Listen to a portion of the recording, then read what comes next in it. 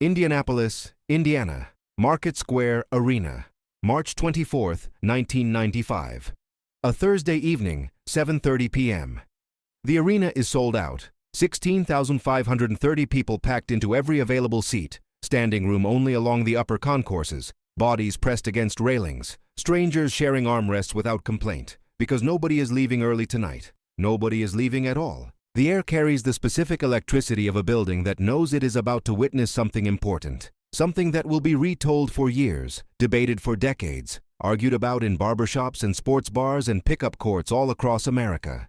48 hours before this game, something happened in a locker room that was never supposed to leave those four walls. Something that was whispered between players, passed through trainers and team staff, leaked to journalists who buried the lead in the third paragraph of practice reports because even they were not sure it was real. But it was real. Every word of it was real. And the man at the center of it, the man who said what he said without hesitation or apology, is warming up on that court right now, wearing number 31 in blue and gold.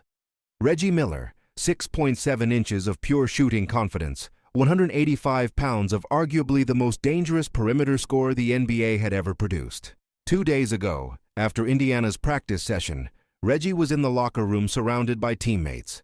He was relaxed, comfortable, the way a man gets when he has been operating without fear for 18 months. Jordan had been gone since October 1993, retired, playing baseball in the minor leagues somewhere in Alabama, apparently chasing a dream his father never got to see. And in the vacuum that the greatest player in basketball history left behind, the NBA had reorganized itself. New kings had emerged. Hakeem Olajuwon had won the championship the previous June. Penny Hardaway was ascending. David Robinson was dominant. Scottie Pippen had proven he could carry a team. The league had exhaled, stretched, found new rooms to breathe in. And Reggie Miller had flourished in that space. He had always been great. Everyone in the league knew Reggie was dangerous. The kind of player you never left open. The kind of shooter who could end a game with 3 consecutive possessions from distances that other players would not even attempt. But with Jordan gone, Reggie had become something more. He had become a finisher, a closer, a player whose name was spoken with legitimate fear by opposing coaches in film sessions. Nobody covered Reggie in a timeout huddle anymore because the defense just needed to find him. He had become the conversation. 2 days before the game, one of his younger teammates asked a question during the locker room session. It was innocent, the kind of question a second-year player asks without fully understanding the weight of what he is initiating. With Jordan gone, who is the best scorer in the East? Reggie did not pause. He did not look around the room for permission or consensus. He answered the way a man answers when he genuinely believes what he is saying. Me, Reggie said. He said it flat and certain, without performance, without the theatrical bravado that characterizes most trash talking. Just a statement of fact as he understood it. I am the best scorer in this conference. I have been the best scorer in this conference. And right now, with the way I am playing, I am the best scorer in the league. He stretched his legs out on the bench and looked at nothing in particular. The king does not leave his throne because he has been away. There is no throne without the king. And the king is right here. He paused. Then he said the words that would find their way to Chicago within 6 hours. Jordan is gone. This is my league now. The words traveled the way words travel in sports. Through a team staff member who mentioned it casually to a journalist. Through that journalist who mentioned it to another journalist. Through a phone call between 2 agents. Through a text to a player on the Bulls who walked into the facility the following morning and said nothing to anyone for 4 hours. Just moved through practice with something behind his eyes that his teammates recognized immediately and privately dreaded. Michael Jordan found out on a Wednesday morning. He had returned to the Bulls 10 days earlier, on March 18th, surprising everyone, ending his baseball detour with a 2-word press release that became the most discussed communiqué in sports history. I'm back. He had played 5 games already, still finding his rhythm, still recalibrating after 18 months away from basketball at the highest level. His shot was not quite right. His conditioning was excellent, but his timing was fractionally off, the microscopic difference between a great player and the greatest player, the gap that only Jordan himself could perceive, and only Jordan himself could correct. He was working through it, patiently, systematically, the way a craftsman works through rust on a tool he knows better than his own hands. But the comeback was not seamless. There were moments where the Jordan of 1993 flickered into view and then retreated, and the basketball world watched with fascinated anxiety, not sure whether what they were seeing was a champion rediscovering himself or a legend attempting something that time simply would not allow. Then came the news from Indianapolis. Jordan is gone. This is my league now. His teammate who delivered the information said later that Jordan did not react visibly. He listened, nodded once, and returned to his shooting drill. But something shifted in that moment that was perceptible to everyone in the gymnasium without being describable to any of them. The temperature did not change. The lighting did not change. Nothing physical changed. But the room felt different. The way a room feels when someone who has been quietly patient suddenly becomes something else entirely. Jordan attempted 37 shots in practice that afternoon. He made 34 of them. March 24th, 1995. Market Square Arena. Indiana Pacers versus Chicago Bulls. This was not a playoff game. It carried no official significance in the championship standings, no elimination stakes, no single elimination pressure. On paper, it was a regular season contest in late March between two teams fighting for playoff seeding. On paper, it was unremarkable. But 16,530 people had been in the building for 90 minutes before tip-off, and they were not there for the regular season standings. They were there because word had gotten out, the way it always gets out in sports cities, through a beat reporter's afternoon note, through a post on the early internet message boards, through conversations at the gym and the barbershop. Jordan, Reggie Miller, tonight. Something is going to happen tonight. The Indiana faithful were loud and certain. This was Reggie's house, Reggie's city, Reggie's moment. The Pacers had spent the Jordanless years building toward something. Larry Brown had assembled a real team around Reggie, one with defense and depth and the particular toughness of a franchise that had been consistently underestimated. They believed in Reggie Miller the way believers believe, with the absolute conviction of people who had watched him produce impossible moments in impossible situations and decided that this was simply who he was. Jordan walked through the tunnel before warm-ups in his road white jersey, number 45, the number he had chosen upon his return because someone else was wearing 23 while he was away. He moved without ceremony. No announcement, no dramatic entrance, just movement, the fluid and deceptively casual stride of a man who has been walking into arenas his entire adult life and has stopped noticing the crowds because the crowd is simply the environment he operates in, like water to a fish. Reggie was already on the court. He watched Jordan come through the tunnel. Their eyes met for exactly the duration of 1 second. Reggie gave the slightest nod, the acknowledgement between competitors who have shared floors for years.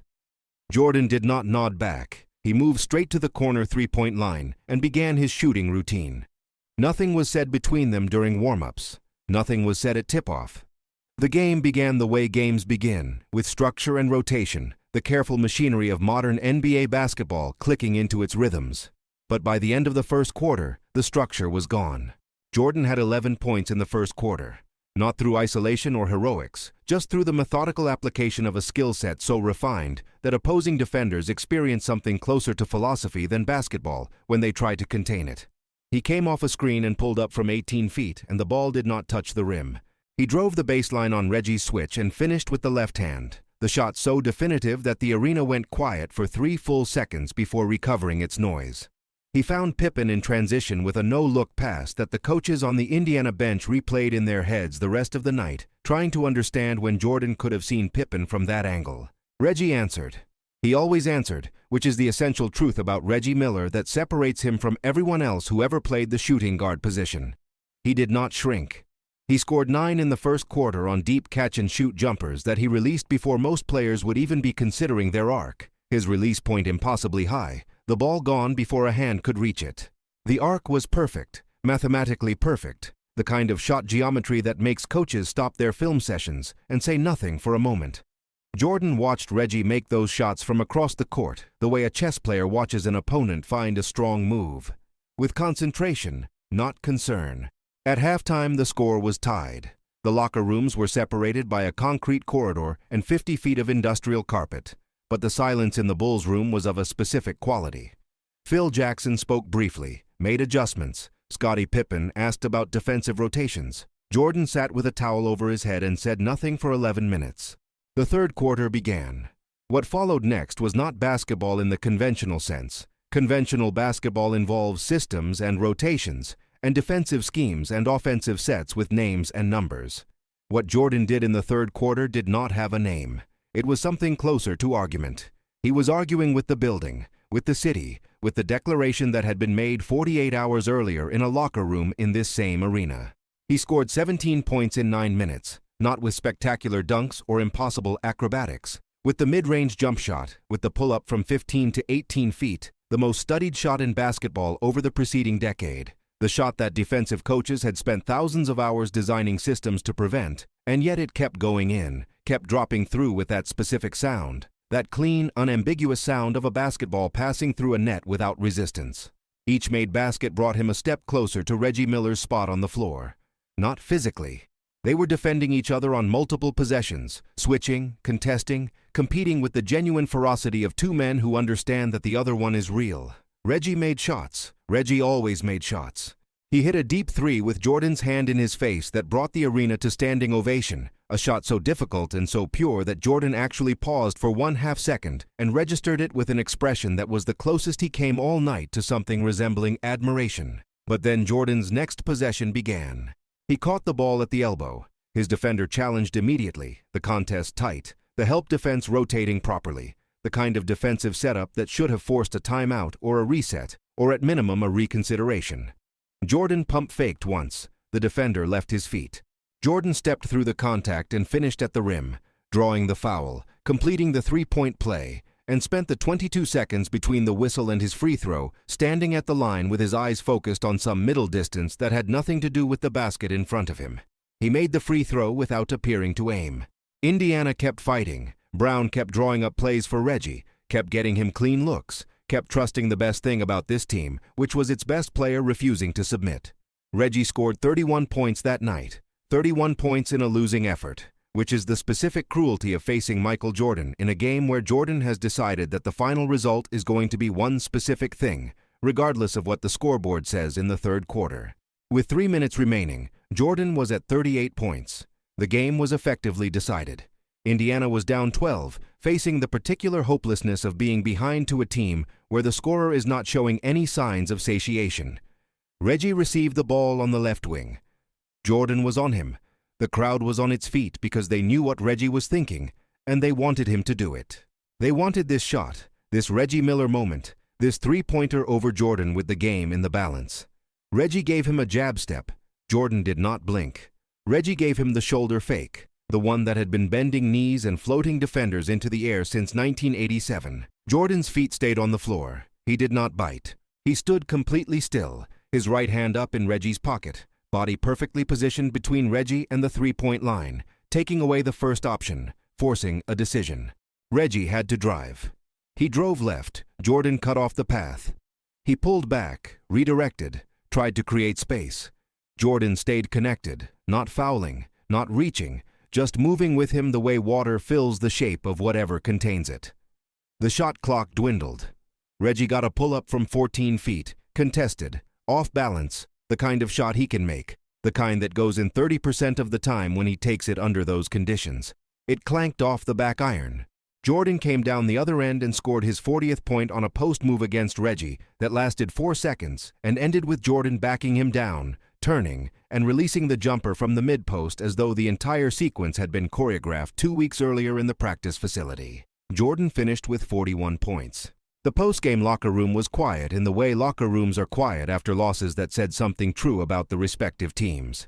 Reggie sat at his locker for a long time before speaking to anybody. When reporters gathered, he answered their questions with the straightforward honesty of a competitor who respects the game too much to hide behind excuses. He was locked in tonight, Reggie said. He was locked in from the moment the game started, and he never came out of it. I know what that looks like. I know the difference between Michael being present and Michael being somewhere else. Tonight he was completely present. He was there in a way that I had not seen in a long time. He nodded slowly, staring at the floor. The guy I saw tonight was not a man finding his rhythm again. That was the guy I remember. That was the whole thing. He paused for a moment. The room stayed quiet around him. I still think I am one of the best scorers in this game, Reggie continued. I still believe everything I said. But I also know that there is a different conversation when he is in it. A different level. And tonight he reminded me of that level in a way I will not be forgetting anytime soon. In the Bulls' locker room, Jordan was surrounded by reporters with the same questions. What happened? What drove this performance? Was this about what Miller said? Was this personal? Jordan toweled off slowly, choosing his words with the care of a man who does not need to say very much to say everything. Reggie Miller is a great player, Jordan said. I am not going to sit here and disrespect what he does. He is as difficult to guard as anyone I have ever covered. Do not misunderstand what happened tonight. He was not the problem. He is not the problem. He paused. He looked directly at the reporter, asking the question with the specific clarity of someone who needs what they say next to be accurately transcribed. The problem was the idea that someone makes a statement and it just sits there unanswered. I do not accept that. I never have. I came back because I missed the game, but I also came back because the game missed something that only I can bring to it. Tonight I brought it. He stood up, signaling the end of the conversation. Whether someone said something or not, he said, the answer is always the same. We play the game. The game answers everything. He walked to the shower without looking back. In the days that followed, the story spread through the sports world with the velocity of something that already confirms what people wanted to believe.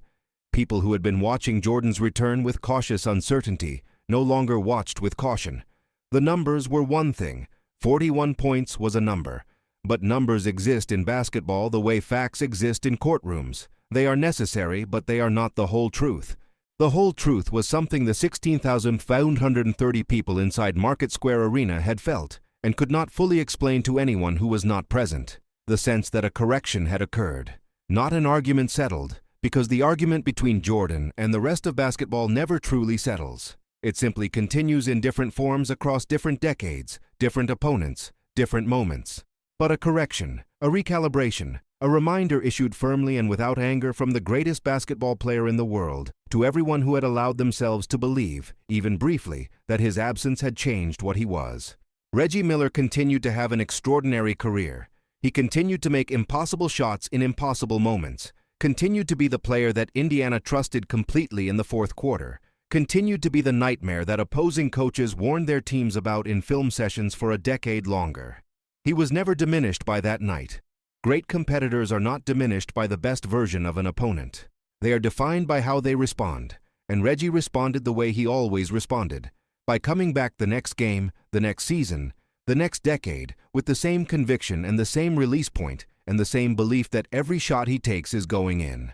But he never again made public statements about whose league it was when Michael Jordan was in the building. Not because he lacked confidence, because he possessed the specific wisdom that only comes from standing across from the real thing and understanding the full dimensions of what you are looking at. The league was not Jordan's alone. It never belonged to one man. Basketball is too large and too generous for that. But there are moments when a single player makes the entire architecture of competition rearrange itself around his presence, when the game contracts toward one person and every other player on the floor becomes a supporting variable in whatever that person has decided will happen. March 24, 1995 was that kind of night. Market Square Arena held 16,530 witnesses. They came for a basketball game and received a demonstration of what the game looks like when the man who understands it most completely decides that understanding is not enough, that tonight he will not only understand it but own it, possess it, bend it entirely to his will so that the 48 minutes of basketball played in that building answer, without ambiguity, the question that was posed in a locker room 2 days before. Whose league is this? The scoreboard answered. The box score answered. 41 points against the best shooting guard in the game answered. And somewhere in that answer was a truth that did not require validation or debate or the passage of time to confirm. Michael Jordan answered. Some questions in sports only ever have one answer.